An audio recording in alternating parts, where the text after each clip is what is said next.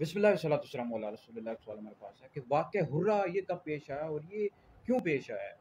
دیکھیں، یزید پلیت کے دور حکومت پہ تین بہت بڑے واقعات رونما ہوئے ہیں۔ ان میں سے ایک جو سب سے بڑا واقعہ تھا وہ واقعہ کربلا تھا، جس میں یزید پلیت بدبخت ملعون نے سرکار امام حسین رضی اللہ تعالیٰ عنہ اور کربلا کے جتنے بھی افراد تھے ان کو شہید کروا دیا۔ ان میں صحابہ کرام علیہم رضوان بھی تھے، ان کو بھی شہید کروا دیا۔ تو اس کے بعد جو واقعہ پیش آیا تھا واقعہ ہرہ، اور یہ دوسرا واقعہ تھا۔ پھر کعبے پر بھی اس نے حملہ کیا ہے، اور تین بڑے واقعات پیش آئے ہیں۔ تو بہرحال جو یہ دوسرا واقعہ تھا واقعہ ہرہ، ہرہ ایک جگہ کا نام ہے، مدینہ شریف کے قریب ایک جگہ تھی۔ تو جب واقعہ کربلا ہوا تو اس کے بعد جو مدینہ کے لوگ تھے انہوں نے یزید پلیت کی بیعت ختم کر دی۔ تو پھر اس نے مسلم بن عقبہ شامی کی جو ہے سربراہی میں ایک لشکر تیار کیا اور وہاں بھیج دیا، اور پھر انہوں نے صحابہ کرام علیہ رضوان کو شہید کر دیا، لوٹ مار کی اور کئی مظالم اس نے کی ہیں۔ یہ جو واقعات ہے واقعہ ہرہ، یہ علامہ جلال الدین سیوطی رحمۃ اللہ علیہ نے تاریخ الخلفاء میں لکھا ہے، البدایہ و نہایہ میں، تاریخ طبری، جتنی بھی تاریخ کی آپ کتابیں اٹھائیں گے واقعہ ہرہ آپ کو مل جائے گا۔ تو بہرحال اس نے بہت ظلم و ستم کیے۔ تو ان دنوں سعید بن المسیب رحمۃ اللہ علیہ، یہ بہت بڑے تابعی ہیں، بہت بڑے بزرگ ہیں، یہ مدینہ مسجد نبوی میں تھے۔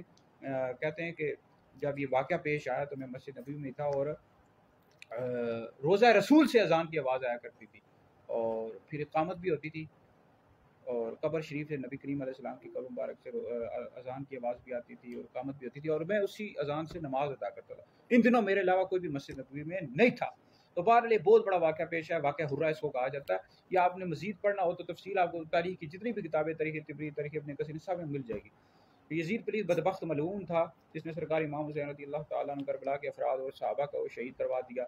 تو یزید فاسی کے مول انتہا شرابی تھا، زانی تھا، اس پر اتفاق ہے۔ اس کے کفر اور لعنت کے حوالے سے اختلاف ہے۔ بہرحال ہمارے حیدری دارالفتہ اہل سنت کا فتویٰ ہے کہ یزید پلیت کو کافر بھی کہہ سکتے ہیں، اس پر لعنت بھی کر سکتے ہیں۔ ہمارے نزدیک یزید پلیت کافر ہے، اور کئی ہمارے اکابر علماء نے لکھا ہے، قاضی ثناء اللہ پانی پتی رحمۃ اللہ علیہ نے اپنے مکتوبات میں لکھا ہے کہ یزید پلیت معتبر روایات سے اس کا کافر ہونا ثابت ہے۔ بہرحال اگر کافر بھی کہتا ہے تو کہہ سکتا ہے، کسی ہمارے اکابر بزرگ نے منع نہیں کیا۔ احتیاط کے طور پر کسی نے کہا کہ امام اعظم حنیفہ رحمۃ اللہ علیہ کہ اس کے کفر کے حوالے سے جو ہے احتیاط فرمائے، لیکن کوئی کہے تو منع نہیں ہے، ٹھیک ہے جی۔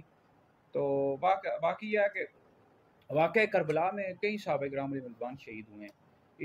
یہ جو رافضی شیعہ انہوں نے بھی اپنی کتابوں میں لکھا ہوا ہے کہ کئی صحابہ کرام علیہ رضوان واقعہ کربلا میں امام حسین رضی اللہ تعالیٰ عنہ کے ساتھ تھے اور شہید ہوئے۔